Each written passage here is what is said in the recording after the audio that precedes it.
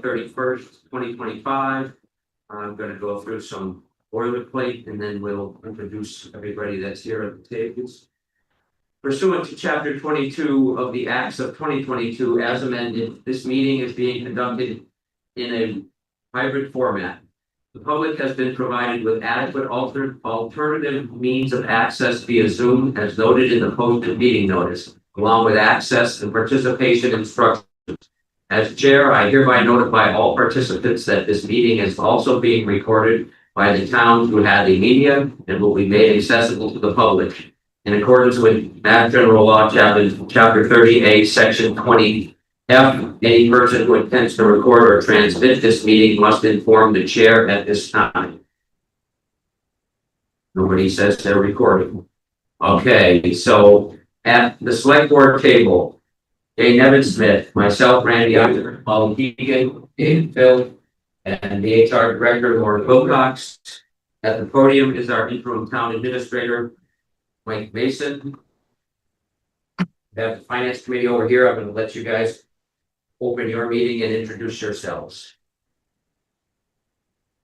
Okay, so we'll call finance meeting to order, and starting we have Peter Matusco, Paul Benjamin, Shardul Parmar, myself, Amy Biden, and with us is Linda Sanderson, treasurer. And finance director. Okay, so the purpose of this meeting tonight is to go over our proposed House 2.5 override. The town administrator is going to explain what that is, tell you why we need it, et cetera, et cetera. At the end of the presentation, if anybody has any questions, please feel free. Amongst all of us here, hopefully we'll be able to answer your questions.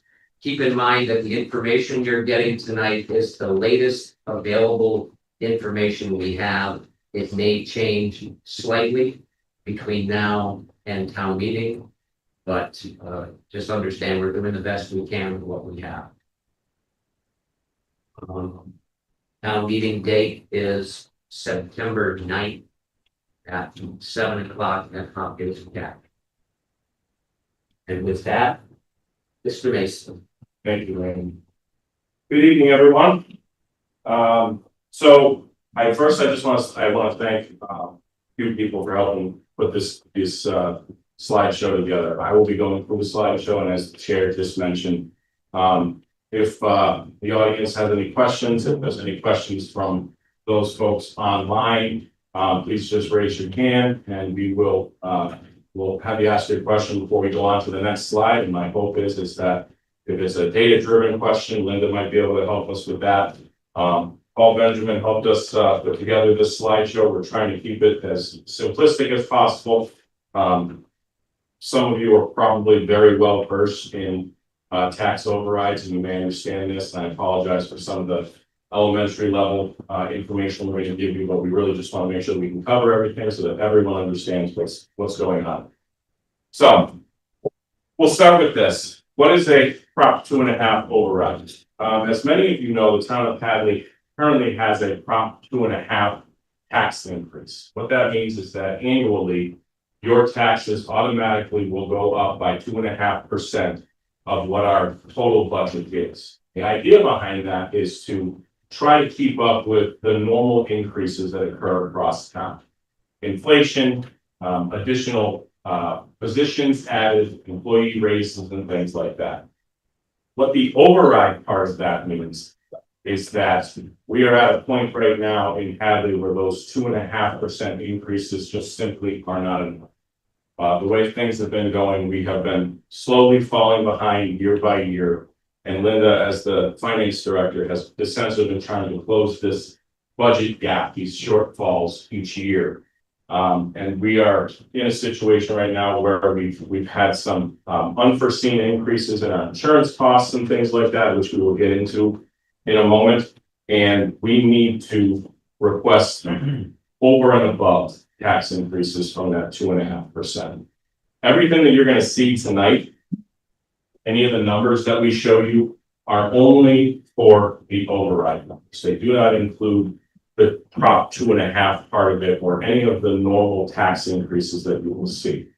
As you know, Our fiscal year runs from July 1 each year to June 30th of the next year. It's impossible for us to predict any of the abatements or valuations that our assessor's office has to do, which do affect your taxes.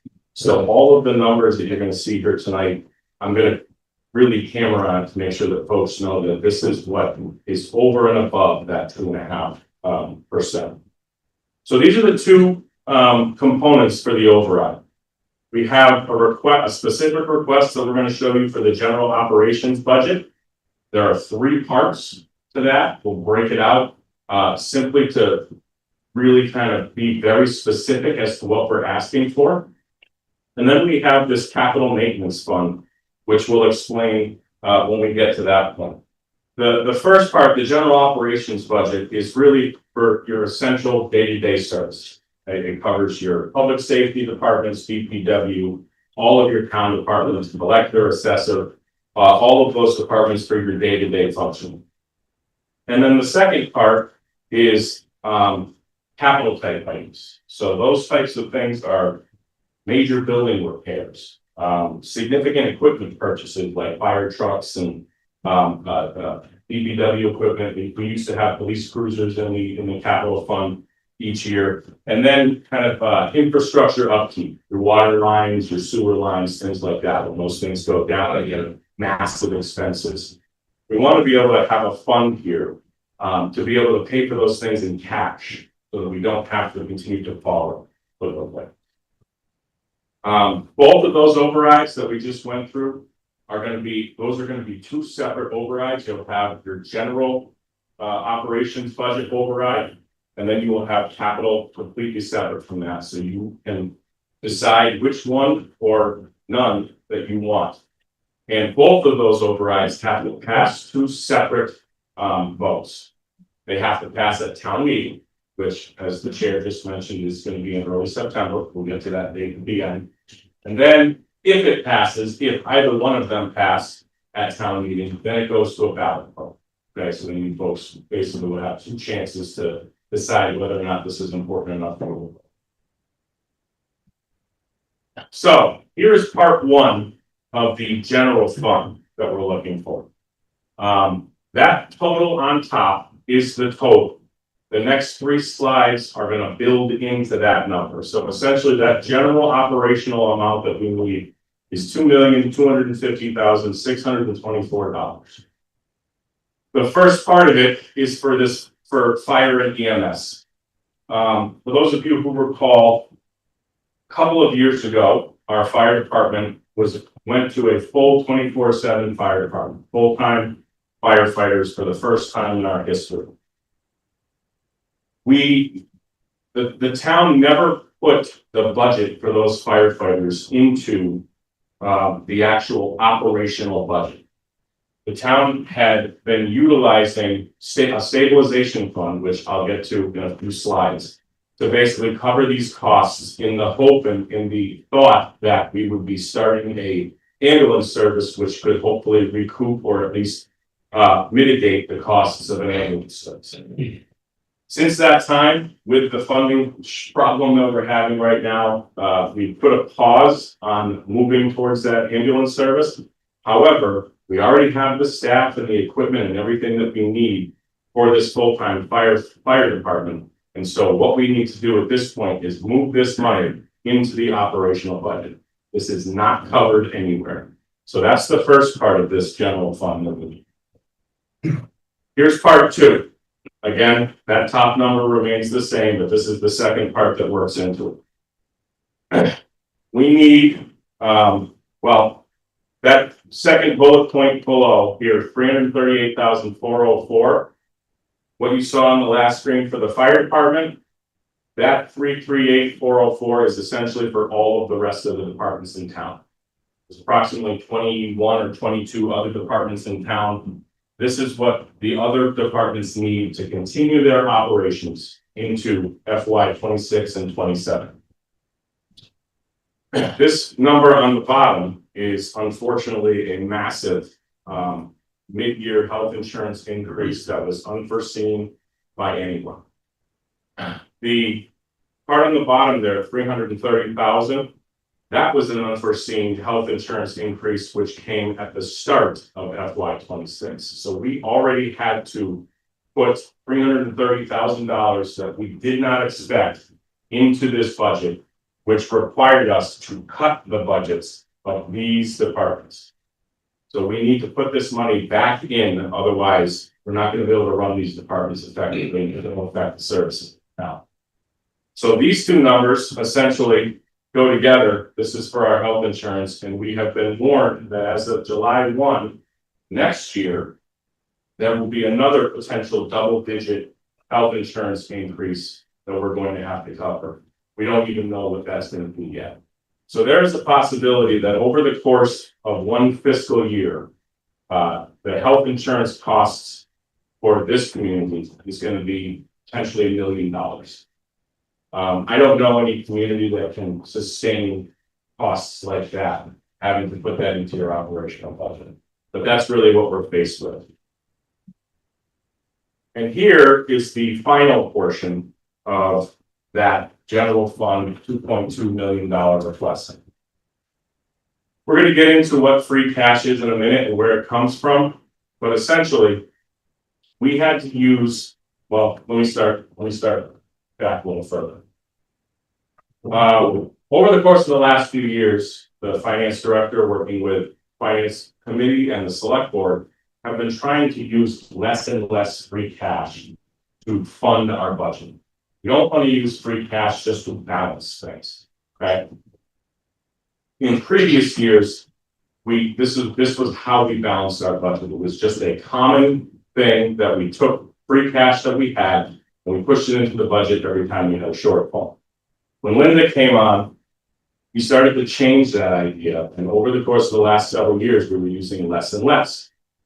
That freed up free cash to be able to use it for things like you needed, if the library needed another half-time employee, you would be able to do these things working within your levy, would not have to raise taxes, and you could use the free cash that you have. This fiscal year, we had to use every dime of free cash just to balance the budget. And as I mentioned before, we are still short in almost every single department. So these are the items that went into that $846,785. When there is leftover free cash from the normal spring town meeting, what we usually do with it is it will carry over into the fall, and we'll be able to use it for things like I just described, or potentially even some capital items. There is $0 to roll into the fall. So the first thing that we need to do is replenish this free cash so that we will be able to get out of the hole if we get the override. So that's part of your 2.250 total. Again, that 330,000 increase was one of the chunks that took out of this free cash. Employee compensation increases. Multiple years ago, the select board started a compensation study to measure our employees against all other communities across all of the 25 or so departments that we have in town. And that number right there is the number that they recommended increases for our staff. And that's for all of the employees in town, approximately 100 plus people, somewhere in that area. And then the balance of the free cash that was carried over from the prior year was also utilized to go into that number. So we're going into the fall and next fiscal year with no free cash. Any questions so far? Okay. All right.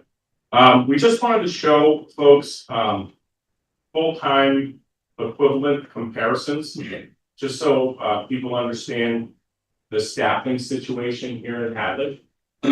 David Nixon used to do an annual staffing comparison. And unfortunately, in 2019 was the last time that this was done. So what we want to show you is in blue is the staffing from 2019 within each one of those departments. And if you look at public safety right across, we consider DPW public safety. If you look across these 5 or 6 departments, these are usually the largest departments, and the school is not included here. The school would be the largest department. But we wanted to show you this grid just to show you that from 2019 up until 2026, the blue was 2019, and 7 years later, the present day is the orange. So I know that it doesn't have numbers. The next screen will help a little bit more, but this is just kind of a visual so you can look down and see each one of these departments where some of them grew. And again, you look at the fire EMS, we made them 24/7 for the first time in history, so we added personnel to that department. This is how FTE tracking works. The full-time equivalent, the method is used to quantify the workforce. It doesn't necessarily mean that these are full-time employees. Part-time employees work into the equation. Okay, so if you look at the bottom here, a perfect example of this is if you hire a part-time employee working 20 hours, a normal person would be working 40 hours. It counts as a half full-time equivalent. So essentially, where we're at, the last study that was done was in 2019. Actually, technically, it was July of 18. 85 personnel across all departments, not counting the school. And present day, 7 years later, 114 personnel. So that's 29 additional people that we hired for positions that previously didn't exist, for a total of 22.15 FTEs. That equates to about 4 people per year, somewhere in that area. But we just wanted to make sure everyone understands what we're talking about as far as staffing goes. All right, this is a just kind of a spreadsheet essentially of the data that I just showed you from the first 3 or 4 slides where we're breaking up the costs associated with our budgets. So FY26 budget voted is the $846,000 in free cash. If you look at the additional budget increases, that whole column on the right-hand side is the override requests and what budget each amount goes to outside of the capital. This does not include the capital requests. We'll get to that later. So I just wanted to show folks just kind of a better visual as to what goes into that $2.25 million request.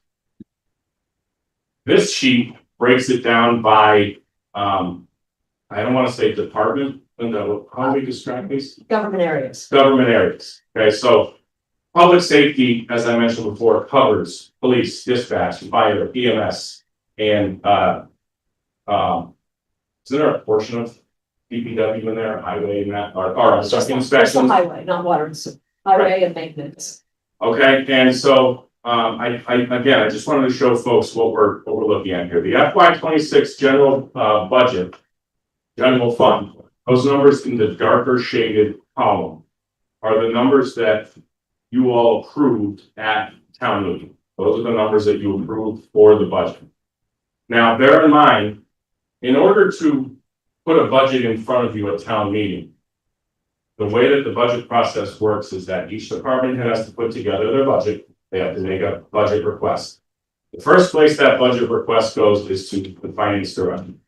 Finance director looks at the totals as to how much money we have, and she will also look at every single line item, and she'll look at spending within those line items.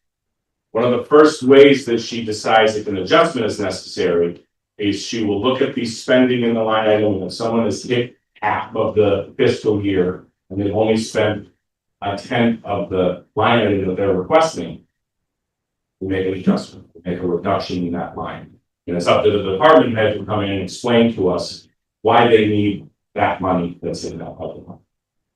Every single budget goes through this process. So what we did in order to balance the FY26 budget, the budget that we were in right now, is we cut because we knew that we were heading towards this problem. we cut expense lines down to the bare minimum. There are two different types of lines in the budget. There's wage lines and expense lines. Our priority was keeping all staff, keeping all of our employees.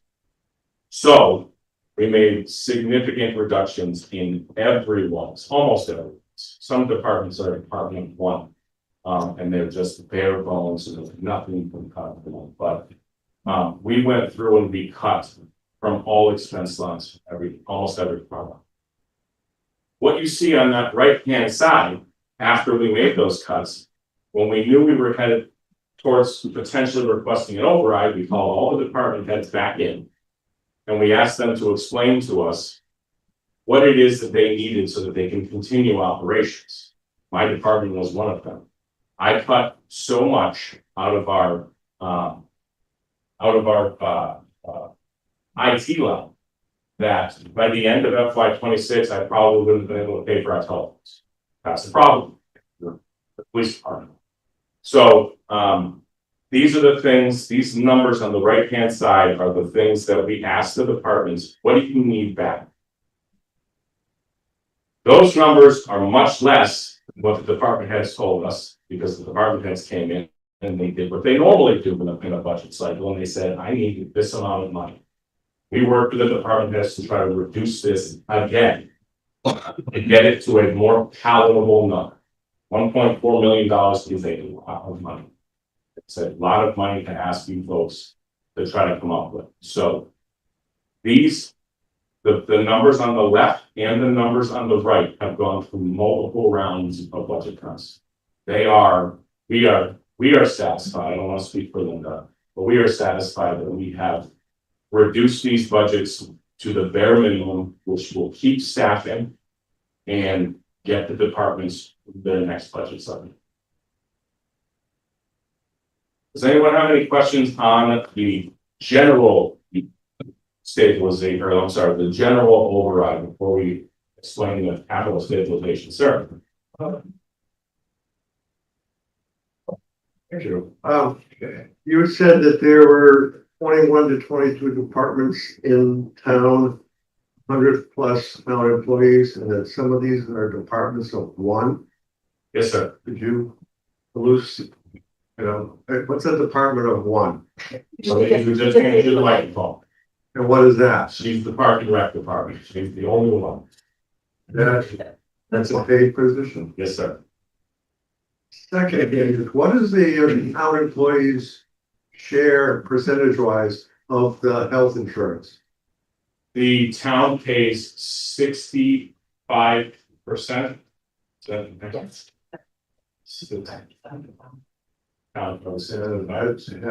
that gone under the microscope as well? Is it gone under the microscope as Yeah. far as far as- reducing the town coverage?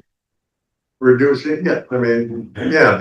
it out a little more favorable. Yeah, we did this, we actually did discuss it at the last select board meeting. Unfortunately, currently, all of the percentages, with the exception of non-union employees, most of our staff are union employees, including the school. And we would have to bargain that with all of the unions to change that. When you bargain those things, Yeah, you have to give them something. right. And I'm curious, the town has a CPA program. In which we take what, 3%? If we were to get out of the CPA business, would that 3% additional tax come back to the town and be valuable to the town? Because all that is money taken and given away for nothing. Anyone else help with that? I can help with that. So the CPA fund is a separate fund for that purpose only. If you wanted to do away with it, the town would have to vote to get out of the CPA, and then that money would go away. That 3% wouldn't be still coming into a fund that we can utilize for something else. 3% is an additional surcharge, so to speak, just for CPA, not as part of your. So then if you were going to increase the citizen rate, tax rate, it would be 3% less because there wouldn't be the surcharge. So hence, it would be a little less painful if we stopped doing CPA because it makes sense to me in a crunch. You've got, I'm not gonna say golden goose, but I'll say a golden goose sitting there taking taxpayers' money. And most of the taxpayers don't get a heck of a lot back from CPA. So consequently, there would be another ore in the water of the town to get some more revenue and not be as offensive to the citizenry. Molly, you can check me on this, but the CPA 3% is on real estate sales only, is that correct? No, it's on the whole town, Cut the okay. whole town every time. But the other thing that happens with that is that the state matches and gives us additional money, which we use for a lot of different things within the town. Correct, but if it wasn't there, we wouldn't get it from the state, and that money could go directly to the citizens as a, let's say, reduction in their proposed tax increase. You gotta give up something to get something, and I feel strongly that we should look at that as an option to get some percentages back, because, you know, whatever you're talking about percentage wise, if you take 3% of the entire tax bills of all the people in Hadley and give it back to them, they could take that 3% and give it back to the town. I think it's fair that that's an idea. And that is part of what we want to get to tonight, is to hear, comments, ideas. So we don't necessarily want to advocate strongly one way or another, but part of the reason for the forums is to get additional information and thought from the taxpayers.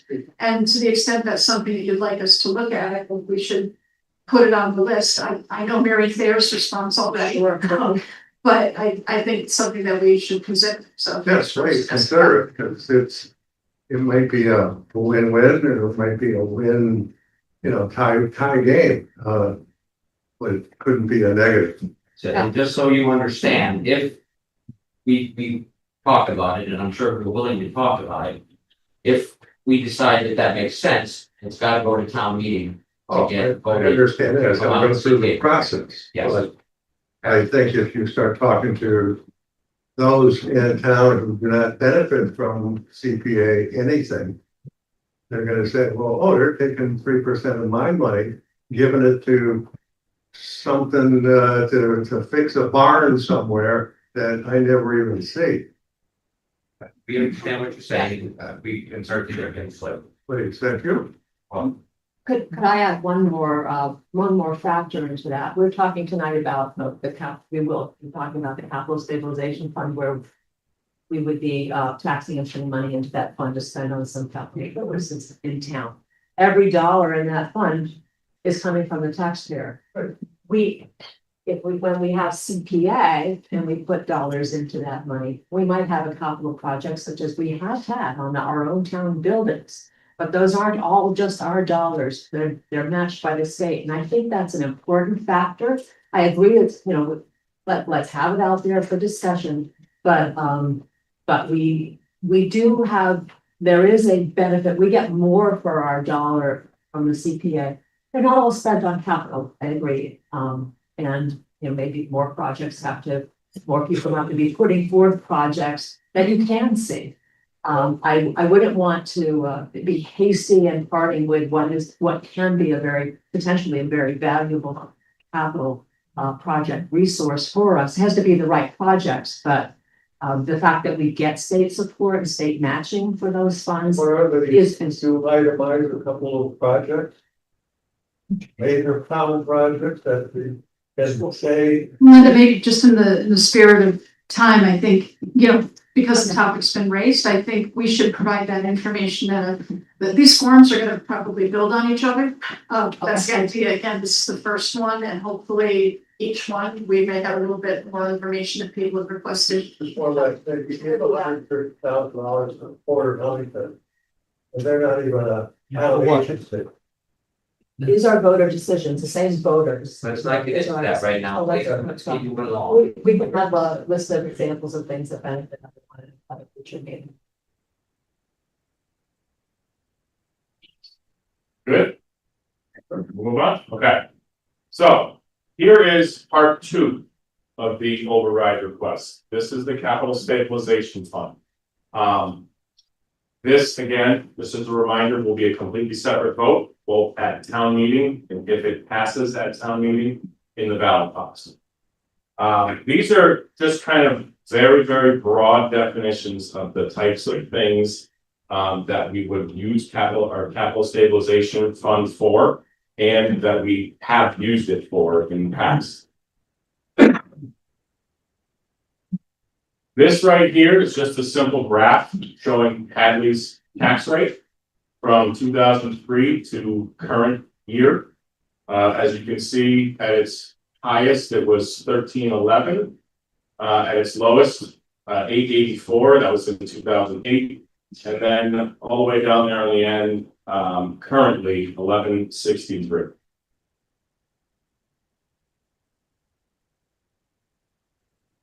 So this slide right here shows you what the new tax rate will be should the entire override pass. If the entire override passes, the general override at 2.2 million and then the capital maintenance at 300, it's that total of 2,550,624. And that will bring your tax rate to $13.57. And again, just a reminder, this is the override. This does not include the 2.5 or any other adjustments to your annual taxes. This is a grid showing where Hadley is in Hampshire County, with the exception of Sunderland, which is in Franklin County. These are all the Hampshire County communities around us. And as you can see, 1163 is where we are right now. And this is the grid that shows where we would be should the override pass. We'll still be the second lowest in this area. And again, just a reminder, this is all of these communities are before any of their Prop 2.5 increases. And I think every one of them, save maybe 1 or 2, has a Prop 2.5 that they utilize annually. So here's your impact. This is the impact of solely the override. In the one-page form that most of you got, there is a link in there that you can utilize, and you can do these numbers yourself. And you can look at valuations, assessed value all the way up to over $1 million. And I believe it goes down to 250. We picked these 3 because the average assessed value in Hadley is $453,000, somewhere in there. We picked that, put that in the middle, and then just for ease of viewing, we put 350 and 550 on there as well, and just kind of bracket that in. If the full override is voted, your current tax bill at these valuations is currently here. If the entire override goes through, this is where the tax bill would go, and this is your difference. $679 for a $350,000 valuation, $873 for $450, and $1,067 for $550.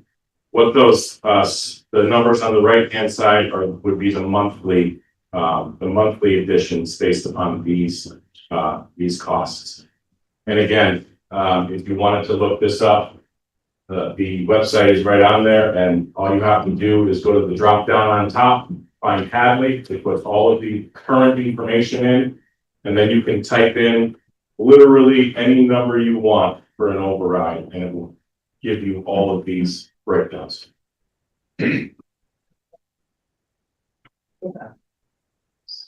Okay. I'll make sure we get it. Okay. Free cash. What's free cash? Free cash is basically remaining unrestricted funds from the operations of the previous year. There are certain types of funds that are restricted. Basically, what that means is that within Mass General Law, there are certain pots of money, so to speak, that have a specific dedication to them, and you can only use them for those purposes. CPA is a perfect example. You can only use them for certain items. Free cash is unrestricted funds, and it comes from things like unexpended free cash from the previous year, of which we'll get 0. Actual receipts in excess of the revenue estimated. Unspent budget amounts, so if departments are turning back money, they didn't spend all of their money, we have what's called rollbacks and unpaid property taxes and things like that. That last sentence there explains what some of the potential changes in your annual annual free cash, how it can be affected. So if we have abatements, large abatements from our assessor's office and things like that, it will reduce the amount of free cash we have. So these are the things that, again, as we move through the year, Linda will use to try to calculate before we get our certified free cash amount from the Department of Revenue sometime in late summer, early fall is usually when it happens. Early September, hopefully, but we're pushing hard. We have a new account, but we hope to have it ready by the town meeting. Right. So we will know what we have to work with at some point in that area. So here's your free cash balances just for the last 4 years or so. 20, obviously, hard to even look at that when that's COVID. Can't really utilize that for much. 21, 22, 23, and 24, as you can see, 24 is the most recent. It was slightly over $1 million, and in 22 we had 1.7. So here's the problem. Linda is really good at what she does. She's one of those folks that you don't really need to bring your taxes to a tax place. She does her taxes herself, and she knows exactly what she's getting back before anybody else does. She does the same thing with our free cash calculation. We are concerned that what we are looking at for bringing in new free cash, as you know, we spent all of our free cash from this past fiscal year. So there will be no rollover, there will be no extra added to it. We are potentially looking at somewhere in the area of $300,000 to $500,000 in free cash. Probably, I mean, unfortunately comparing it to COVID here. So that's another one of the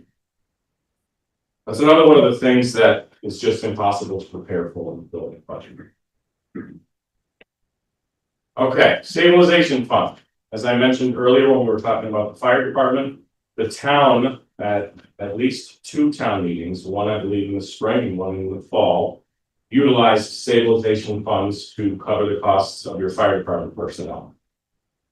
This is your, for lack of a better term, your rainy day fund. This is the fund that you can use to protect yourselves if anything goes haywire. We really don't want to use these funds because of the fact that we have been using them far too much, and the appetite to continue to use them is gone. We need to keep as much money in these funds as possible. As you can see, here's the stabilization fund balances for the last few years. And the drop that you see from 24 to 25 and the slight drop, the drop you see from 24 to 25 is based upon fire department use as well as a couple of other items that we had to use it for. However, the good news is that, again, because of Linda's how slick she is, she makes fantastic investments, and that number should actually be lower than where it is based upon what we spent. Our stabilization account is actually growing without us putting any money into it because of the investments that she's been making. So we feel really good about that fund, and being able to move forward with that. So your capital stabilization fund. This was actually created, we do have this, I was actually unaware that we had this fund. It was created at the annual town meeting in the spring of 2010. And again, we already kind of went over this a couple of different times as to what its purpose is and why we have it. In FY20, we had a massive $118 in there. 21, 22, and 23, and now we're starting to build it back up into 25. So we have $56,552 in there currently. This is the account that we really feel, both select board and finance committee feel like we need to put a significant amount of money in, and then as our Prop 2.5 rolls every single year, this money will continue to grow in this account, and we will be able to utilize it and pay cash for items instead of borrowing. We've built some beautiful buildings here in Haddam in the recent past. We have maintenance accounts in town for basic maintenance for a lot of our buildings. Unfortunately, one of the things that we have failed to build into building accounts is a true maintenance line for the building itself. So there is no line for the COA, for the library, for the North Hadley Fire Station, for significant repairs, infrastructure adjustments. We need to put on a new roof, things like that. There is no line for that. This is what this would be used for. My hope is that as we build buildings in the future, hopefully I won't be in this position when that happens, that we start putting money into the building fund when we're building the building, so that we can take care of that building, make it last. Not every building has generous folks like the Council on Aging folks who put money into a friend's account so that they can care for their building appropriately. Just don't have that for all of our buildings, and we need to start taking care of the things that the folks are giving their hard-earned money for us to build. Excuse me, Mike. Yes, sir. I got some questions. Sure. When this building was built 3-4 years ago, we had some solar that was allocated to this building, right? And we just recently have just put it on this building. My question is how much money was set aside for that solar? How much did it cost us? And in a time of need, knowing for, which I believe is a want for solar, that money could have been put into that stabilization fund to putting into the maintenance of these buildings. And I'd like to know who made those decisions as to why solar was done, in my opinion, as a want, as to buildings that need maintenance. When we have trouble right now, I think that money was not used wisely. The town voted a building budget for the senior center. That means that money has to be used for the senior center. Part of that was dedicated to the solar on the roof. There will be money left over. It will go back to the town, somewhere in the $100,000 range. But buildings, money that's dedicated by town vote has to be used for that purpose. But in a time of need like this, we've always, we've gone to town meetings and said we'd like to allocate money for CPA for 8 acres to going into farming. If the town knew that we've had this money, how much it ever was, to saying, maybe we present this to the town in a town meeting to say, we would like to reallocate this money that we have from solar that was already pre-voted on to actually go into building maintenance. I believe, or couldn't it have been at the time, yes, a pre-vote for it, but if we're in trouble financially, now you're asking for money for something that was for solar. My thought is we're double dipping on the taxpayers. Money that we've already paid for, could have had a town vote said, you know what, we'd really like to have solar. We'd like to have a town vote to reallocate this money to go into our stabilization for our 3 buildings that need maintenance, that are the youngest of the 3 years or 4 years. or into other buildings that need it, and that wasn't done. So my thought is, I thought to the taxpayers, it's being double dipped.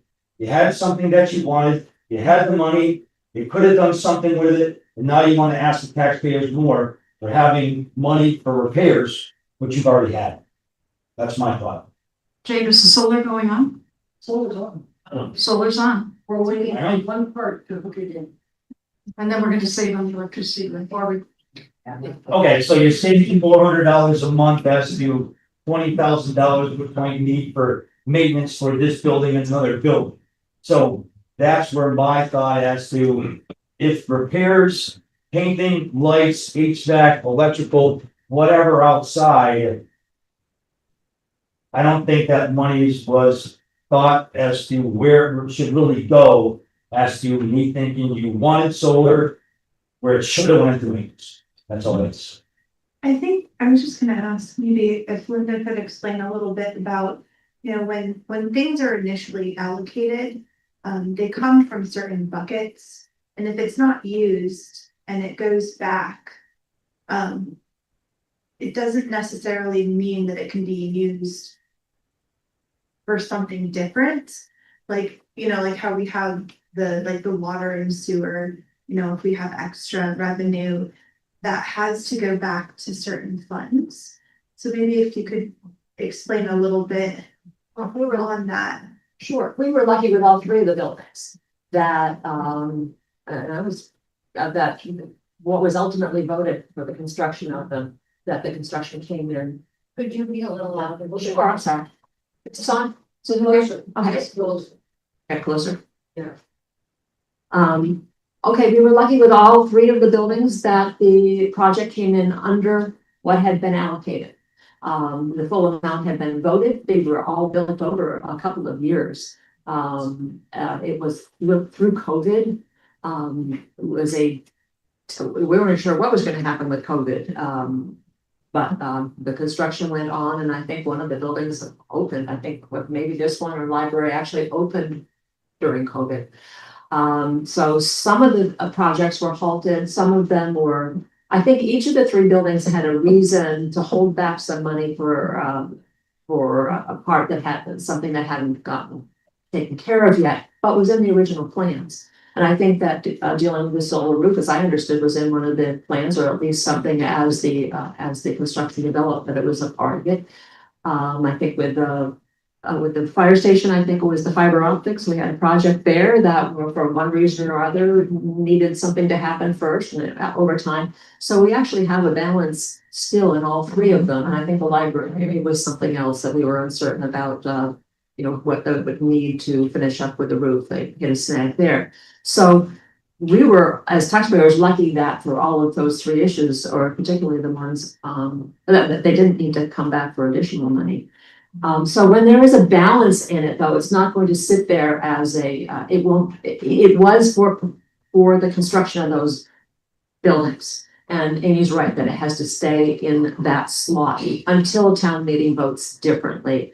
And we do it when those building committees say we're done, and I think all three still will have a balance, that we will be able to go to a town meeting and convert the balance in those accounts over to another capital purpose, which I'm thinking maybe would be just put that money right into the capital stabilization fund. And I think that that would be a legitimate purpose for taking that balance and keeping it in the capital pocket.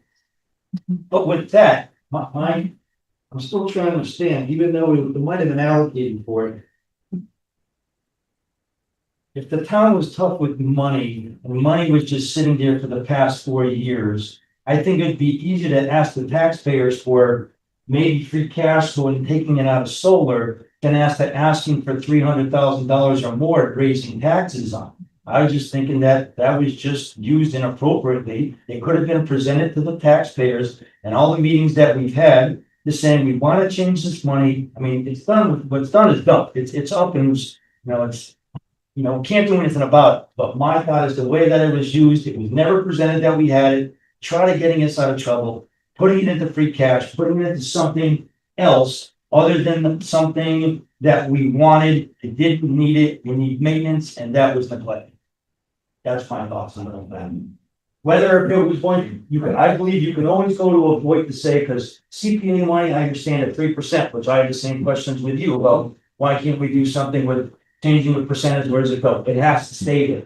But can a town vote, go to changing of something, reallocating something up to a town vote, other than CPA money, which has to go to CPA funds, projects, farming, or whatever? I know we were saying that, Amy, that there were certain things money has to go to. But was that one of those that had to stay in it? Because in my words, if it wasn't being used, that's free cash. So just in the spirit of trying to make sure we get through all of the material, because I know it's raining and got a lot of folks that showed up tonight. Maybe we could finish going through and then sign a committee. Is that? That's fine. I just wanted to bring that up there. So No, thanks, Dave. how we're on. Okay. Believe it or not, I suppose in the eye of the beholder, there is some good news. Again, please understand that when we put these budgets together, we are trying to be as frugal as we possibly can. And we really have significantly reduced budget requests from our departments. In past years, a lot of your department heads have been hired and a lot of trust has been put into them to build the appropriate budget. And I've only been involved in this side of the budget formation for just one cycle. And I've been working very closely with Linda on this and how she does it. We're not adding a single position with this override. So we're not asking to build upon what we have. We're not asking to grow any department. We are essentially asking for the money necessary to get departments back to their heads above water, essentially, so that they can pay the bills, pay their employees, pay their staff, and continue to maintain the current staffing levels across town.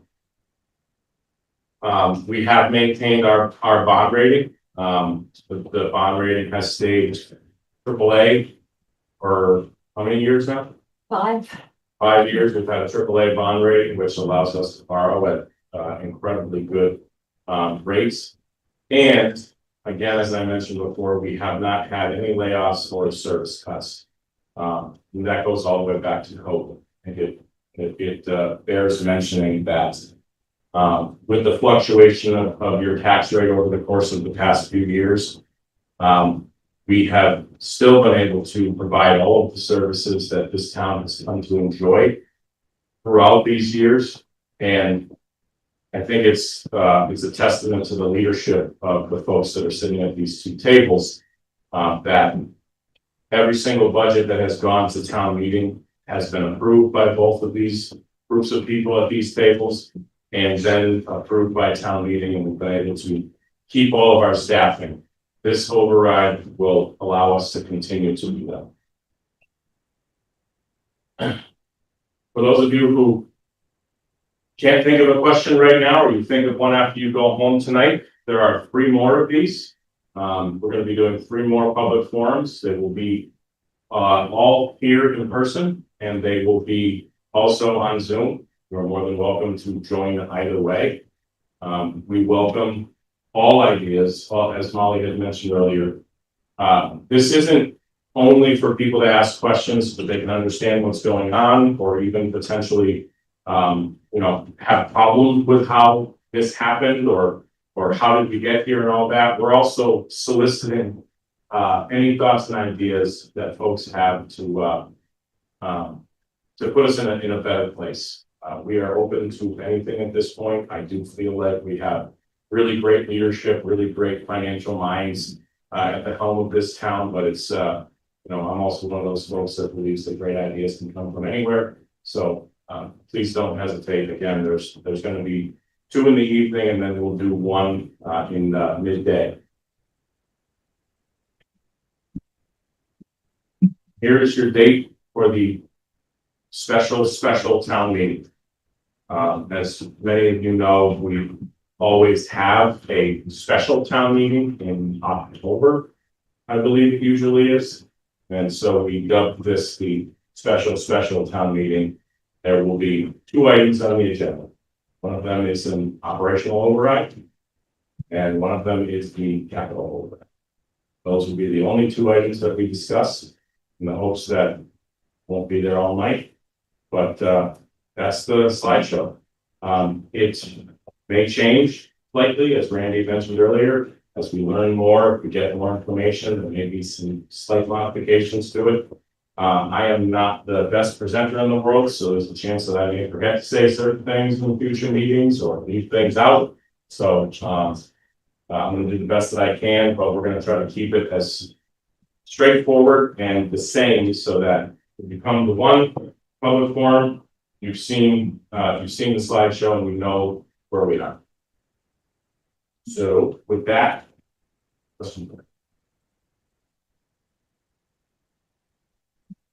So we're having one special town meeting in the fall, or we're gonna have another one after that? we are going to have 2. We're still going to have 2. And the reason for that is that if the override fails, we need to be able to present the town with a budget that is reduced by these amounts. And we need to have the select board and the finance committee have time to decide where all the reductions are going to come. So we need to be able to put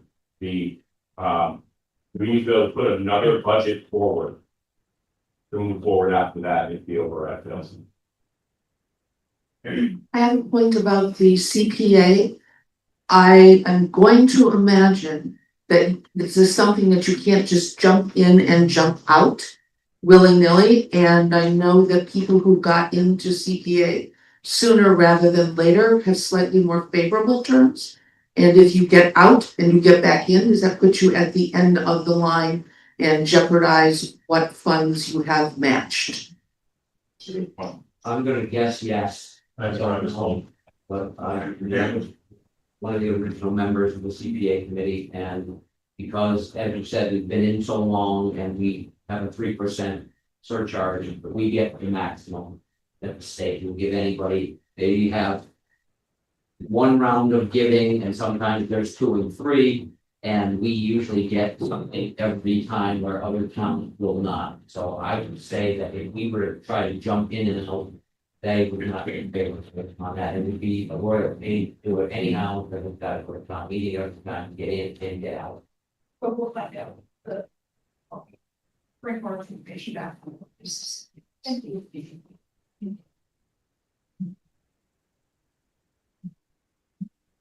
You said we don't have any layoffs in the past. Are we considering layoffs to bring our payroll down? Payroll seems to be a major problem. I wouldn't say payroll is a problem. Payroll is how we keep the staff that we have and keep the services that you have here in Hampton. Can certainly see it as a problem, but the priority of the boards has been to keep our staff. If we do not hit the override, there absolutely will be significant layoffs.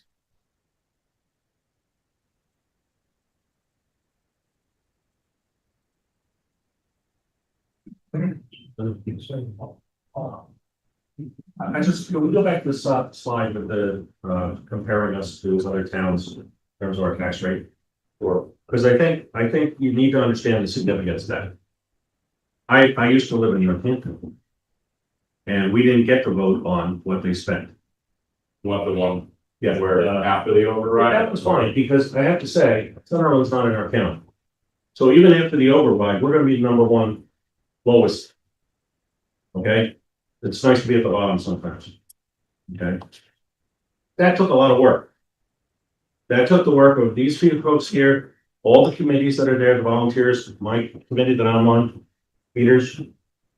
Tough on things, right? Yes? Yes. Okay. And this town is very tight on its expenses. I'll tell you how tight it is. Because we haven't been raising taxes, we're in this situation. We should have raised taxes 5 years ago. What do we have, in our sewer fund? Sewer reserves. You know what that is? We get charged for water, and if you're on the sewer line, like my office buildings are, you pay sewer rates. And there's supposed to be a reserve there, because when a main blows or a pump goes, they don't put money into all that stuff. You don't put millions of dollars aside. So we have reserves. That's what we do. Okay, what are our reserves? Anybody know? $5,000 to $10,000. I didn't think it was even that high. It was a couple weeks ago, I thought it was 5. We have like nothing. We blow a major pump station for our sewer line and Route 9 shuts down. Okay, our water system is down to what? In reserve. We haven't been raising our rates. Okay, I've only been on this board for 4 years. And the first thing I noticed was we're stealing money to balance the budget, to keep the rates low, because everybody wants low taxes. We've been using our reserves. Now that worked when we were getting more revenue from Route 9, restaurants were opening, people were eating more, hotels were opening. Thank you. Okay. I mean, seriously, we have entrepreneurs in this town, locals, not just the nationals, opening businesses here, but that has slowed down. And that's why we don't have that $1.7 million in free cash, because we have less new revenue, unexpected revenue coming in. Okay, so we're at the thin end of a wedge, and it's not something we couldn't have seen 5 or 6 years ago. But I've been to the town meetings, and I see how tight everybody is for, don't raise my taxes, don't buy that truck, don't buy this. Okay, and so we make decisions to fix things probably we should have thrown away and bought a new one. And that's an attitude that has to change in this town. Not to raise our taxes to the middle group, stay at the bottom right now, but we have to do this. Our water reserves are down, so we're raising our water rates. Our sewer rates are going up because we have to put that money back. We have to have money to run this town. Our employees are not a problem, they're an asset. Our employees are the people who clear your streets, who educate your children. I've never had kids in this school system. Never will. But we have one of the best school systems in the state. By the way, how good is it? It's lower per capita per student than almost any other school. They spend less per student, and yet our students are at higher grade levels in MCAS. That's tight budget. So yes, maybe we could have pushed off solar on this or done a little bit here and squeezed a dollar there or there with a lot of voting, but I think we're doing a hell of a job. And it's time for taxpayers in our town to just say, look, it can't be squeezed anymore. We have to refill the bucket, bring up and make up for the losses that we're showing because of these revenue problems, and just get us up there again. Now, next year, we are going to get hit again with healthcare. Okay? And we're going to have to need free cash for that, or we're going to have some new revenue. So if you want to lower taxes, you're going to have to find a new way to get revenue in this town. We need to loosen up certain zoning areas to get new businesses in. Recently, we changed and expanded our senior housing projects to get new buildings built. That's a start. But we want to protect our farmland. But Happy is doing an exceptional job. And I just want that to be on the table here, because you have a lot of volunteers who work very hard. Fire department's here, and they're up here as being a big part of this expense. How many people know we had a part-time fire department? What's that? Part-time fire department. We don't have a department. We have a full-time one now. Yes, we do. But before that, what did we have? Volunteers, We had volunteers, that's right, and okay. it was handled. And it was handled, I realize that. But now look what we've got. We've got an ambulance service to go with it. We have had people- good supply with them. I know, but we also don't have the ability to wait. Or one of the things we needed was full-time fire department, because right now, we had a fire at after 7 o'clock at night, the chief and the deputy had to go out in the middle of the night themselves. Oh, No, this is an issue. Their ages is an issue, and we should have fire people who are there. Do we not have a full-time fire department now? We do now, but Yes, we do. but we're not funding it. That's what this override is about. Who's paying the bills right now? The taxpayers are paying the bills We have right been, now. excuse me, we have a budget and then we have free cash. So what we're doing is removing free cash expenditures, things we're taking from outside, and we're putting them into the regular budget. And that will build up our free cash again. I think I should set it up.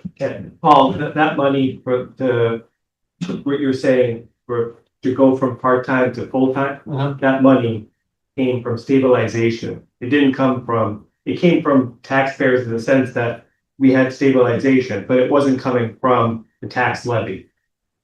Okay. So, well, we've been paying for that through these votes for the last 2 or 3 years to go, and when we ramped up for the ambulance service. So now, if we were to go backwards, we're gonna, as Paul mentioned, Nowhere to go. if there's a fire after 7 o'clock, the wait time is gonna be significantly more than what it is now. And more than likely, our house insurance, home insurance and things like that, those get factored in. Cause when you're going and getting your home insurance, they look at all of those statistics in measuring that rate. So there is, you're right, paid by tax dollars, but it was just not in this manner, not by tax rate. All right. So now we're bringing it to our operating budget where it should have been. For the most part, we should have done this 3-4 years ago because it should have been an override to do the full-time fire department. I having my house, living here and having business here, appreciate having a full-time fire department. I do immensely. too. As you know, when you had a fire at your personal residence, I was there when the fire trucks came there. I don't want to be little fire department. I could literally had to take the hoses away from the guys who were fighting the fire. They're spraying the outside of the house. I can see the fire inside the house. It took me less than a minute to go over there, break the window, open the hose, and extinguish the fire.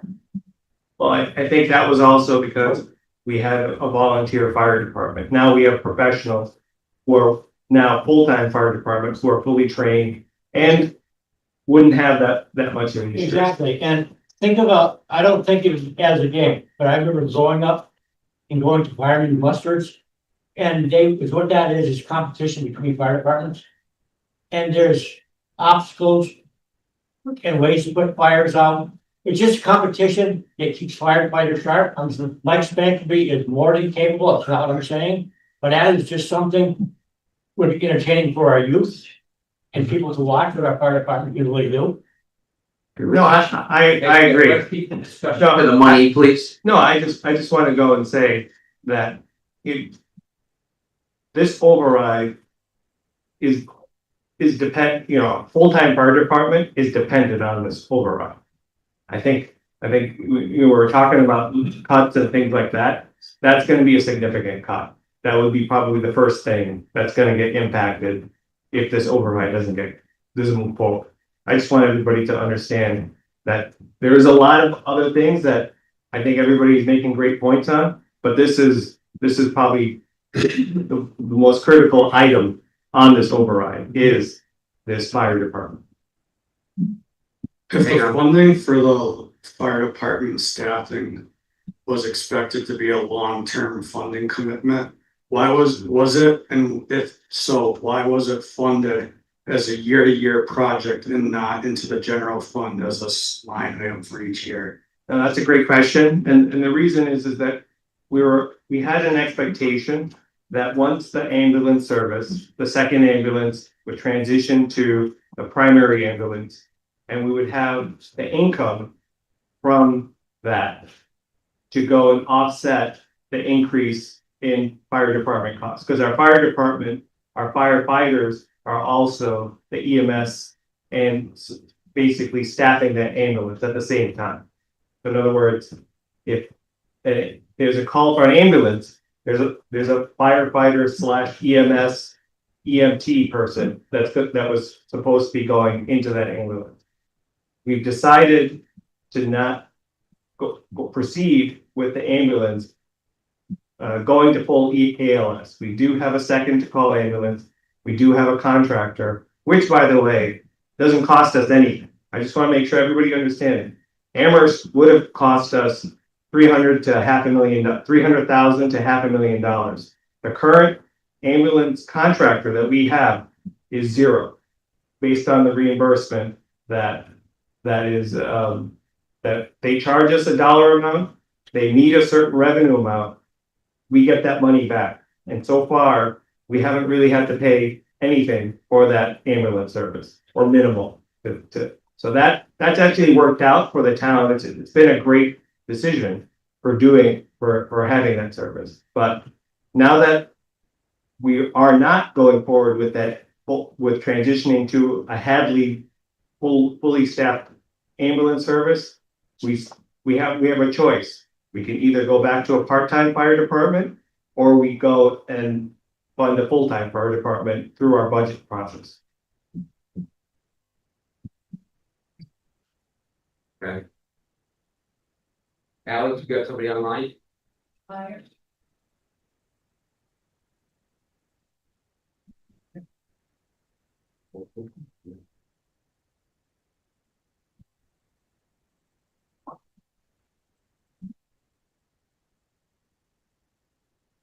Courtney, can you unmute if you have something to say?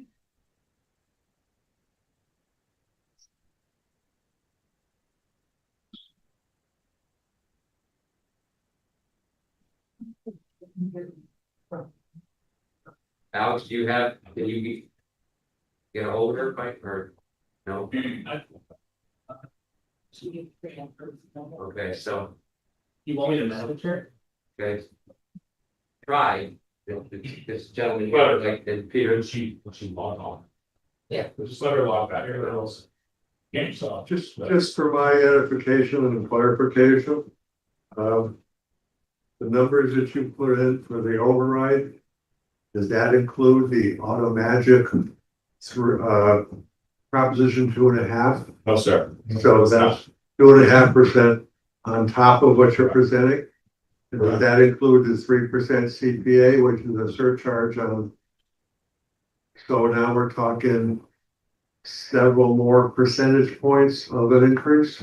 So it doesn't include the Proposition 2.5, nor any of the other annual adjustments that we normally have. Again, you can't calculate those because we're in July. Right, but so what Yes, you're actually saying correct. is digging deep, it's not just So what you presented. It's what you presented plus 2.5% plus 3% for CPA. Not plus 3%, because that's already, Yeah, the 3% is not Not everything. not plus 3%, it's already in.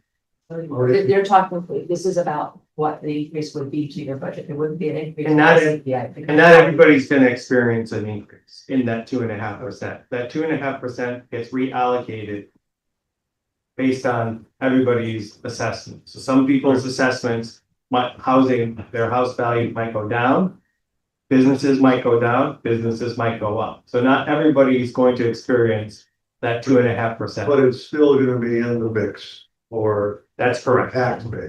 That's correct. So what's being presented here, you should add for every, just say, Tom, Dick and Harry out there, add another 2.5% to it. It might end up being maybe another 10 cents, But it's still a percentage that's kind of varied. without a doubt. That's correct. We did, Yeah, and we didn't say 2.5 across the board, but yes, you're right, so. We're just focused tonight on the incremental cost to the override. Okay. Everything else would remain the same prices. So, yeah, but there would be the 2.5. Under the weight. Peter? I'm actually gonna have to disagree with Cheryl, because when you're talking about properties dropping, I have never seen a house depreciate in this town.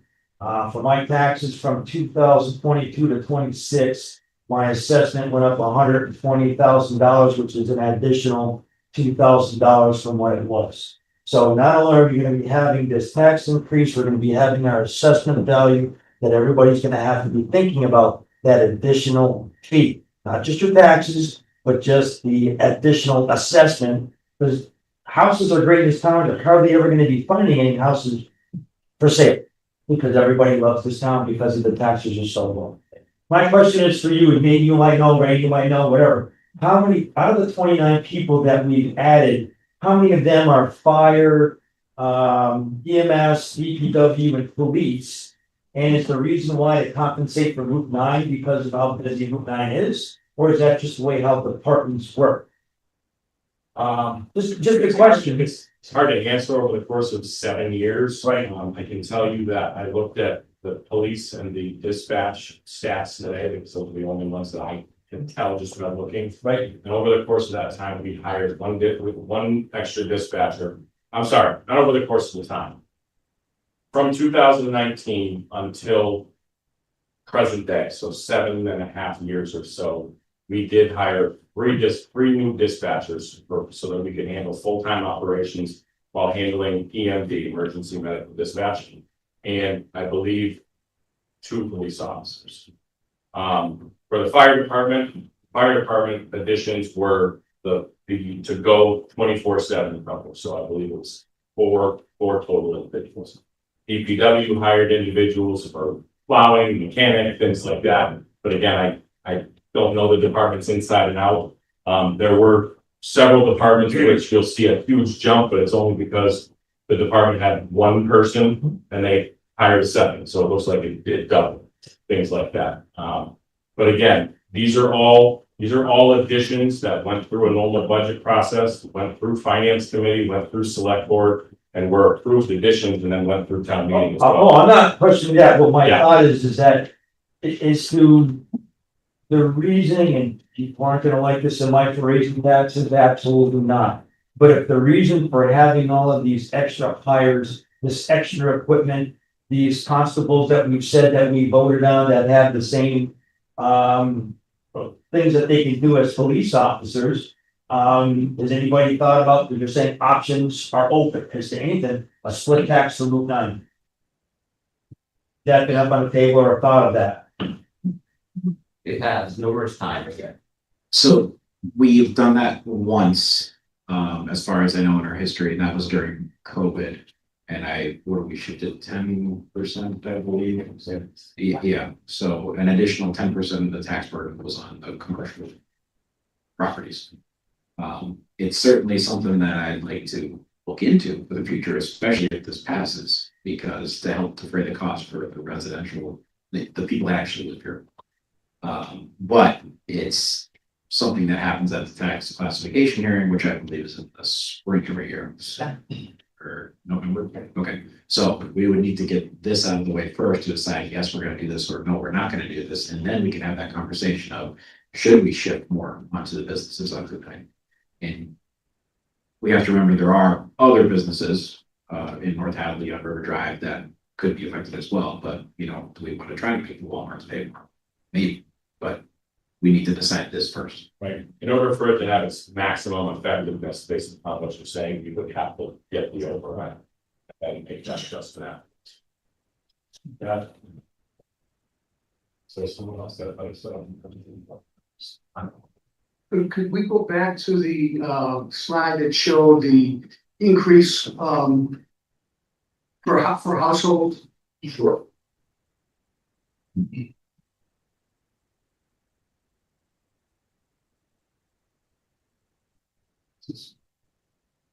Okay.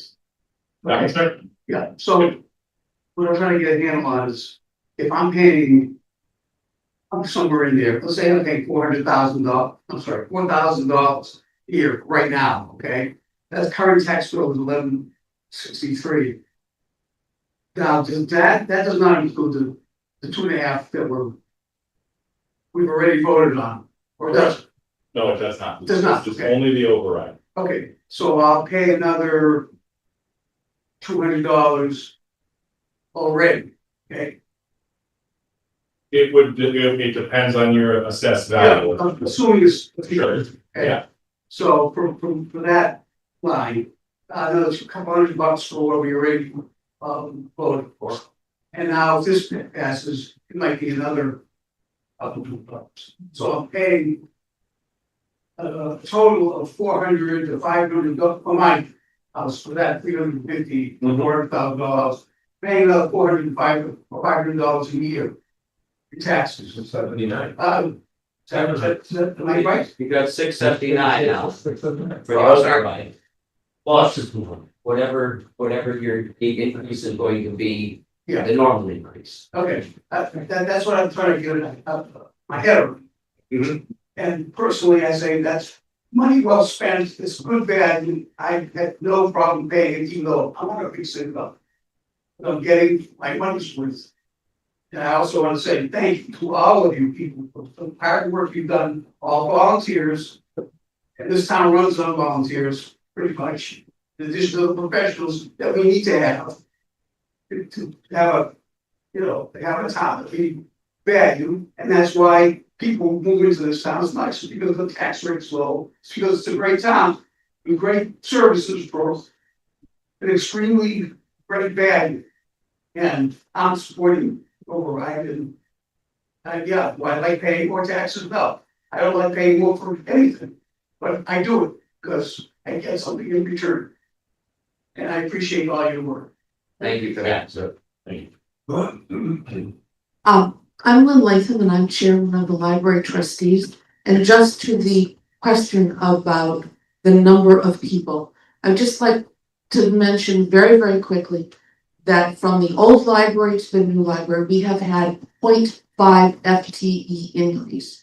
I can tell you that circulation alone, never mind programs, compared last year, January through July, and this year, January through July, we are circulating 26% more items.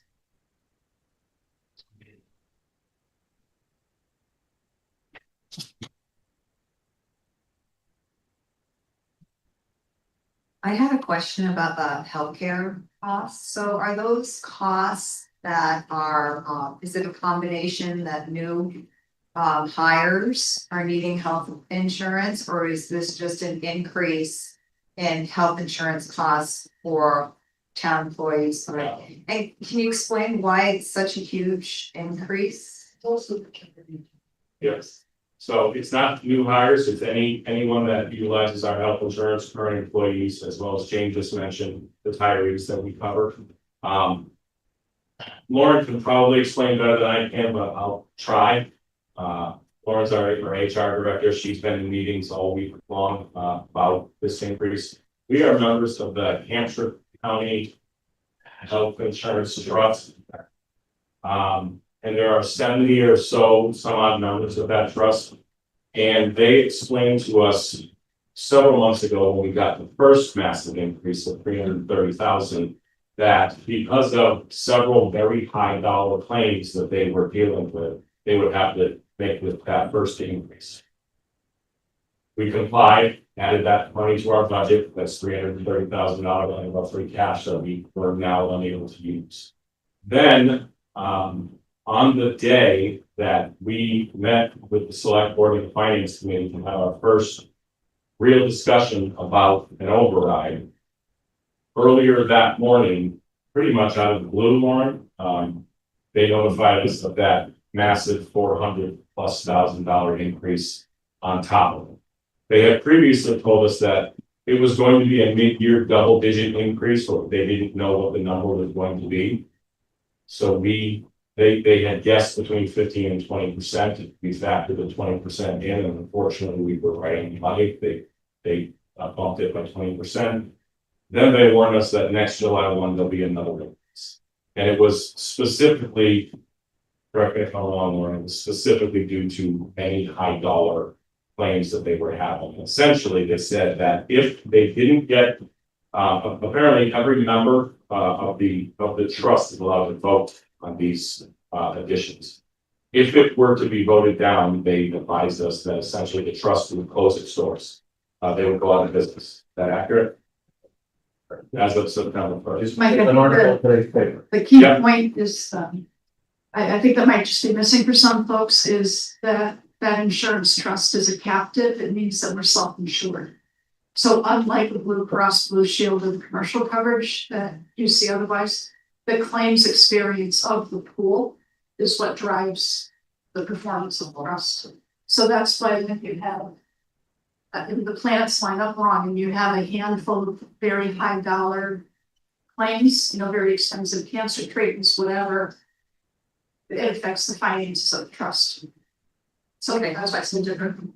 All right, so I don't know much about this subject in terms of insurance, but is this something that you the town joined because it was more affordable, or it's on one of only a few options that municipalities can, use for health insurance. So what I'm getting at is there an alternative that might be more affordable, or is this something that you're just kind of, it's not, can't change? So we are researching other options. We are researching other options. That being said, we are limited because we have so many unions, we can't just make a plan change without bargaining with our unions. That being said, there are 72 members, so collectively together, these are communities. All of our resources together are typically better for us collectively. I think it's really probably the first time we've had a catastrophic experience with the rates going this high and the year increase. And so I just want to clarify one thing. The first increase was derived by prescription high dollar claims to the GLP-1 weight loss drugs. And then the secondary mid-year hike is due to high dollar claims on the medical portion. Thank you. And one other thing is that, if we were to get out of the trust and couldn't find another trust to work with, of course, to cover all of our claims systems. That was just a big question mark. It's literally the last thing you want to do when we're trying to plan budgets, put a question mark spots. I have my, well, Yes, ma'am. because we're talking percentages, just to get that in proportion. Last year's budget was $1.5 million, exactly $1,500,000. $1.5 million for our. This year, we increased, there was 18%, so 18% of $1.5 million is a lot. So, and there were some additionals coming in, so it's 330,000 increase, was mostly that 18%. Yes, there are others that come on, it doesn't mean new hires. There are people that we have here that don't take our insurance. And then they will make the decision to come on the insurance, because it is a good one. And then 20% on top of that, $486,000. That would bring our new budget $2,316,000 from $1.5 million in 1 year. We can't manage our way out of an 800 and 800 and we can't manage our way out of that. There's no way we can trim budgets and say, how about we lay off a person or two? That's not even going to do it. We need help. We need to get additional money in to be able to pay these costs. Because, I'll tell you this, if we don't get the override, we're still going to have to pay that $486,000. That means that the rest of the budget, the departments are going to have to move over because we have to pay the insurance first. Yes, some of it may drop because maybe we'd be letting off people who take the insurance. But then they're going to be filing for unemployment claims. So then we're going to be paying them unemployment. So, and let's say we've laid off in a department that can't function with fewer people, then we're going to be paying overtime on the other staff. We can't manage our way out of this easily. Will we survive? Sure, we'll survive. We've been around hundreds of years. We'll keep going. But we're at a time where we need help to get ourselves even again and take all of your suggestions into consideration for the next, for how we're going to go from here. It's not just for the quote, take this extra money, we're all set in business as usual. No, all of your suggestions are good, but we just got caught with this extra 486,000 a week ago. We need help to clean this up, get ourselves on base, and then start looking at the entire budget to see if there's another way we can approach it. There's lots of ideas that people have about how we might do some things differently, but we are where we are. And the other thing I would say that doesn't pass, besides that moving over $486,000 of other, is the budget that we funded has the ambulance at under 100,000. That money is getting used up in the first quarter. That would be an immediate stop to that department. The second call agent. Then a second call agent. We still have, Second call, we still have a first call agent. People misunderstand. It's for the second. It's for the second. What you're saying. I know, I think We are people- going to lose yeah, we lose our second. $600,000 worth of I know, but there are people who, when they hear us say ambulance, they think that there will be no ambulance. That's a private. our paid department. Okay, Our- we're not gonna lose the contracted department, Right. that doesn't cost us anything, it wouldn't Right. save us at all to get rid of them, but it Right. will save us to cut the department. Right. It's not a matter of cutting the department, because I heard you said earlier, that, or one of you said that would be the first, that might be one of the first to go, well, it would, because it's not in the budget. You know, things would change in October, but this is where we are right now, and, that's it. And I think the other thing just to factor into that as well. And it's unfortunate, but it's just the way things work. I don't know if anybody, you know, here has ever been involved in any sort of a layoff at their place of employment. But the other thing that hits you is the employer is responsible for unemployment costs. So when people go unclaimed, not only do you factor in the fact that, you know, okay, we're no longer paying that salary related benefits expense, but that's negated by the fact that the employer has to pick up the cost of the unemployment coverage for a period of time, and there's compounding to it, because when we're looking at having to cut, pick a number, you know, X hundred thousands of dollars of salaries out of the budget, if the override doesn't pass, we then have to layer onto that the unemployment costs, and it makes the cuts that much deeper. So not scare tax, it's just the mechanics of how this is gonna have to work. So we wanna make sure you understand that. Just a couple things, when it comes to the library, I think it's great that the turnover rate that you said is up 25%. We're more affiliated with other libraries, and I remember, I'm sure everybody else that does, when we were at the Goodwin, there were late fees for your books. Anything that was late, there was a fee for having a late fee on a book. Is there a possibility, knowing that after a week or two time, be creating any kind of a revenue, because the library doesn't take used books, they only purchase new books, am I correct about that? That, is there a way of supplementing and reestablishing late fees on books? The amount of revenue was negligible. I don't have the number off the top of my head. I will get it for you. Just much a thought, we're all trying to throw things out there to see what kind of revenue. It is much more important to us to have the book returned, whether or not it's 2 days before it was due or 2 months after it was due. I think that would be fair to say that all departments will be approached again about what additional revenues any of the other departments might be able to bring in, or whether the fees they charge could be raised. So, you know, without needing to pick on any particular one, yes, we will be approaching all departments with those kinds of questions. Rob? I got two quick questions.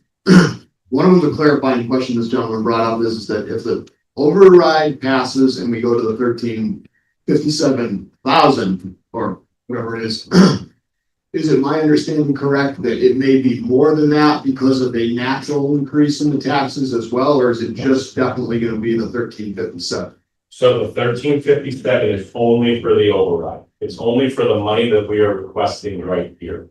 So your normal 2.5%, whatever the valuation of your, you know, the assessed value of your property or properties are, would be in addition to this. We just can't calculate that for everyone. It's just because it's different for everyone. So we figured let's be as simple as possible and only show the override amount. Okay, I was just asking the question because it seemed like it was something Yep. that could be relevant. Yep. Or Oh, very relevant. if there was any possibility, if you had any idea of what it could be above and beyond the 1357, I understand that's not a fair question to ask right now.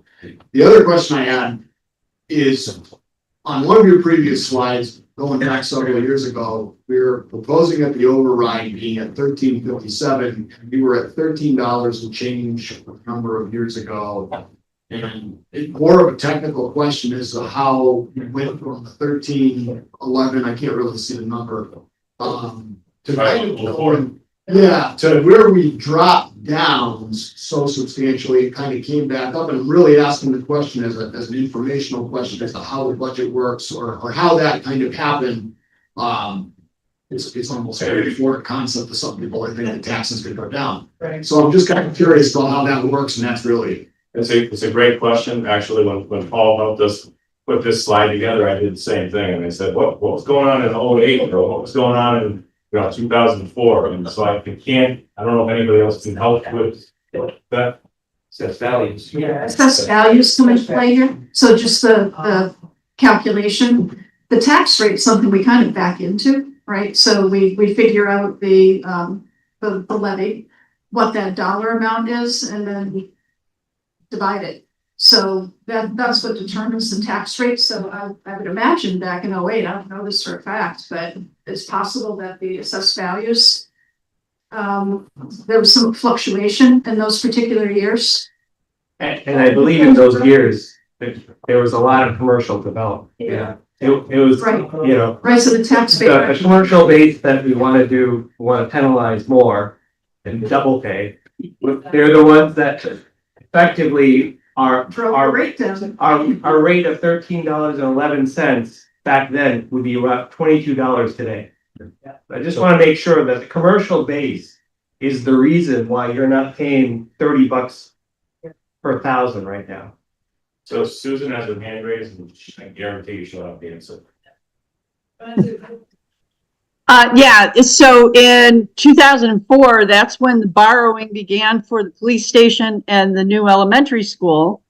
So our taxes went up. However, we had other debt coming off that at that time, they just allowed the debt to drop off until it went to wherever it did.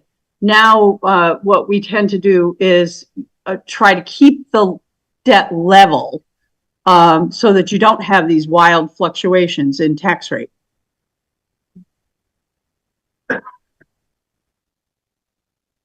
Thank you, Susan. Okay. Yeah. And one question, nobody could have saw any of these increases happening. I'm not picking on anybody, but I own my own business. I kind of watch what goes on and years go on, and we all understand that things happen. We weren't planning, did we overspend a little bit too much in the last year and a half? I'm just trying to get a concept of how, for example, small businesses like North Hadley Sugar Shack, I'll say my name, we're trying to keep a single rate in the town of Hadley, and I think that's great for a few small farm businesses that are trying to survive. Once we're gone, because we can't pay the bills, and I can't go from $60 for a gallon of fresh maple syrup to $300 to compensate my problems. Then maybe you guys can go to a two-tier here and get some money off of Route 9 where these huge corporations should be paying, so that these residents that are sitting here don't have to suffer and barely pay their oil bills in the wintertime. So I'm confused how we got this fast into a hole, and why weren't we just slowly creeping up with the taxes no matter what situation we're in? So we had some free money sitting somewhere. It seemed like we drove ourselves into the frick hole. So in English, just let me explain that. Can you pull up the free cash slide?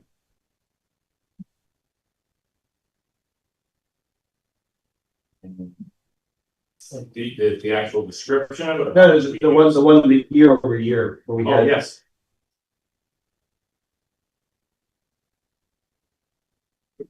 So when you go and look at the last 4 years, that free cash tells you two things. One, we're not spending up to our budgets. In other words, departments are actually giving back money, which is good. And revenues are either at what we expected or greater than what we expected. So all those things actually point to an organization that's not spending to the limit every single year and also generating proper income, because we're saving money based on what we budgeted to what was actually spent. So that money is coming back to us. That's a healthy sign. Now, obviously, 23 and 24, you had a little bit of a decrease, but overall, it's not trending to the cliff that we're facing today. And if you look at some of the increases, you're talking about a department that we were funding from stabilization. We knew that. You're right. We should have realized that if it wasn't gonna work, we didn't have a backup plan. And now, this is the plan that we have to put it into our budget. Because at least I want a full-time fire department. That's just the way it is. The insurance, I mean, that's just completely unforeseeable. That was not something that we saw. Raises, that was something that was long time coming. That was a long wage study, and we are still on average below other people. We could have raised the rates of wages more than what was negotiated. So those are all kind of reality checks in that sense. I agree with you. This is not, my family's gonna be on a family level, we're gonna be paying more than any Hadley resident here.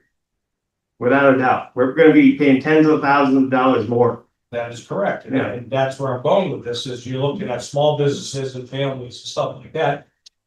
It's not just a single, it's a big hit, you know what I'm saying, I don't like it. Says, how did you all let us get here? I understand you're looking for us, but I still need to tell myself, it just seemed like we bought everything new in this town of Hadley. Spent every last penny we possibly could have on everything, whether it needed it or not. Somebody or something didn't make this all work properly to get where we're getting. And I'm convinced timing on this also. I'm a small business owner in this town, okay? And what it takes to run a business today is astronomical. You almost can't run these. Now, just listen, 2 years ago, I bought a new excavator, okay? A lot of money. Just say that one machine is $300,000, okay? If I want to buy a casket for it, just for example, a 6.5 foot cleanup bucket, that's $10,000, okay? I can't afford to do that. The town of Hadley, I'd like to see the town report for the last 2 years. I want to see what they paid. I can't even fathom what this town has put away in money for the equipment that they have. It is unjustifiable. It is absolutely ridiculous. This town has more equipment, probably than the city of Springfield. We don't do water taps anymore in this town. When Teddy McCoinchick was on the water department, they did the taps by hand. Before Teddy retired, they bought the atomized drill. Everything was done mechanically. Guess what? We don't do it now. We pay EJP to come in to do our pipe taps. Aren't we capable? Is this town just gone this far? Nobody knows what's going on. I agree with you when it came to the spending, the first one when it came to the excavator, but it's all on all of you as taxpayers. Yeah, we're paying for it. As voters. But all of these You all things, voted for this. Right. Those of us that did not want it. not It's the voters that wanted for it. Right. You can't blame the non-taxpayers, select board. Right. It's our own fault as residents of this town voting for it. And that's what I'm saying. We all We're start coming out. We're not showing up to vote. So it's our own fault for not voting. Exactly. Paul, no, you're right. No, Peter is right. We voted for this in town meeting. And whether or not, I don't disagree with you, Paul, but this was all voted on. And now, as much as we don't like it, we have to move forward and realize. We just can't afford what the highway department has purchased. Okay, gentlemen, you got somebody over here that would like to add to the. So, Joe, in my opinion, the short answer is yes, we got ourselves into this hole. Now, part of it is our own doing, what we decided to spend at town meeting and at the ballot box. Part of it is completely unforeseen, like the $700,000 in health insurance. The reality is, if we had to come up with $700,000 on our own for health insurance or some other unforeseen circumstance, yeah, we could raise some free cash if we happen to have free cash to cover that expense for that year, but that doesn't help us the following year. Expenses are outpacing what we're bringing in revenue, unfortunately. And that goes across the board with pay increases, just the cost of doing business, sludge hauling for this wastewater treatment plant. I believe, what's 200 grand it went up in a year, the cost for getting rid of the sludge, because there's only 2 places and they can raise the prices and there's nothing you can do about it. We gotta send it somewhere, that's where we can send it. So there's a lot of that, and yes, we got ourselves into it by what we voted for at town meeting. And that's, the equipment, it's not just us 5 or those 5 over there making decisions.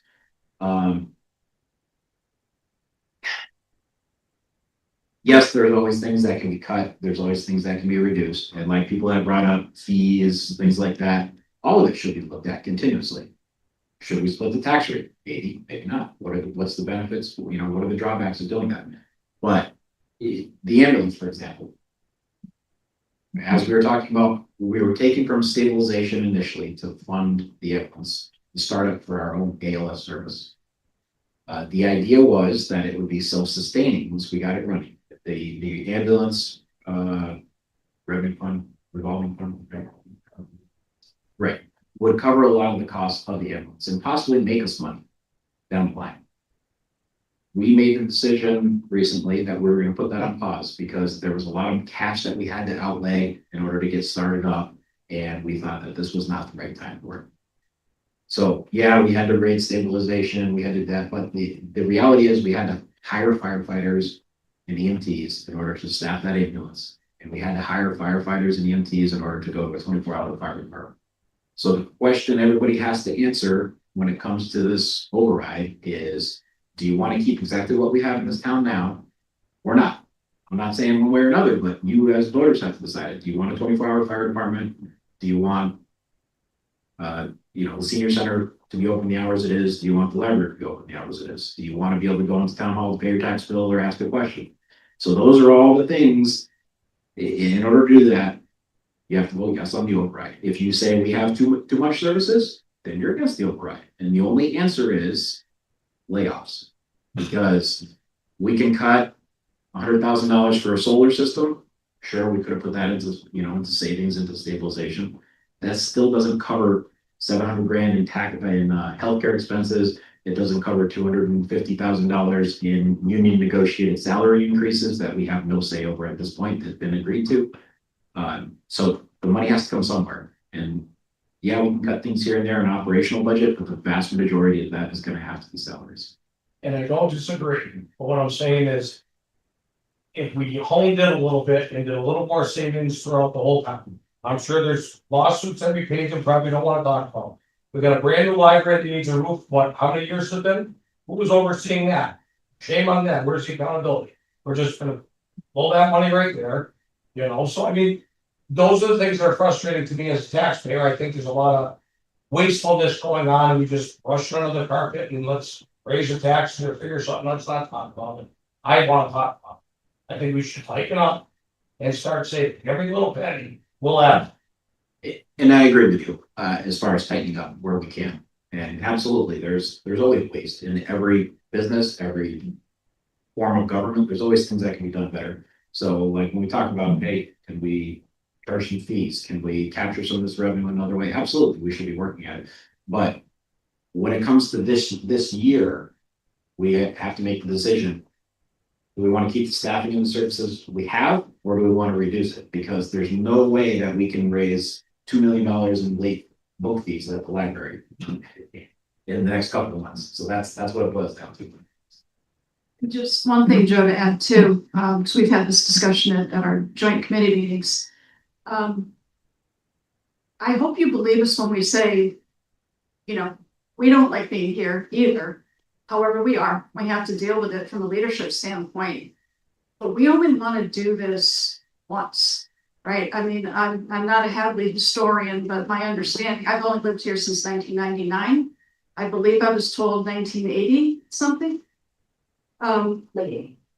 Yeah, there was an actual attempt at a general override that failed in Hadley.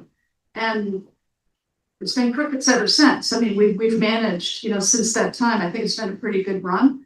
And we recognize how painful this is. But part of the reason for the dollars that we're asking for is, again, we're hoping, can't guarantee, but once and done, to stop dipping into the reserves, to hit the reset button, I think is what Paul or Linda said before, so that we're not coming back to you year after year after year like we see in other area communities. And I hope you believe us on that, because that is the intent here, to reset, and we're not gonna have this conversation for a while. Can't guarantee what will come down in the future. Does the budget include the new fire truck? The new fire truck is there, It's not in the budget. it's not in the budget. And it's not. We're paying for that in another couple of years, right? It's due in 2 or 3 years, and we will start paying for it the year out. Are you concerned about the impact? It'll be borrowing, so there'll be something that we'll borrow over time, so there'll be a payment. Annual payment, and it will increase our debt payments, yes. Increase that, because you have to repay for it. The goal is that year over year, that between revenue, taxes, the 2.5, that we'll be able to get a hold of these increases year over year. That's why we want to do this now, because it's just gonna get worse if we don't. And other things that we borrowed for are being paid off now, and the ambulance will take its place. There was a school project that we voted in. Oh, okay. We voted a school project in a few years ago. And that should be done in 3 years, about when the fire engine will then kick in at no additional cost, basically to the tax, because we will have paid off one item and that will come in. That was the plan when we voted for the 2 of those items at the same time at one town meeting. I would just like to expand on what Molly said earlier. None of us up here enjoy this process one bit. We're all taxpayers. Several of us are commercial and residential owners, so we're gonna get hit twice. So, and we've been dealing with this for months and months, and Mike and Linda longer than that. And again, it is not fun for anybody, but it is a necessary evil. Okay.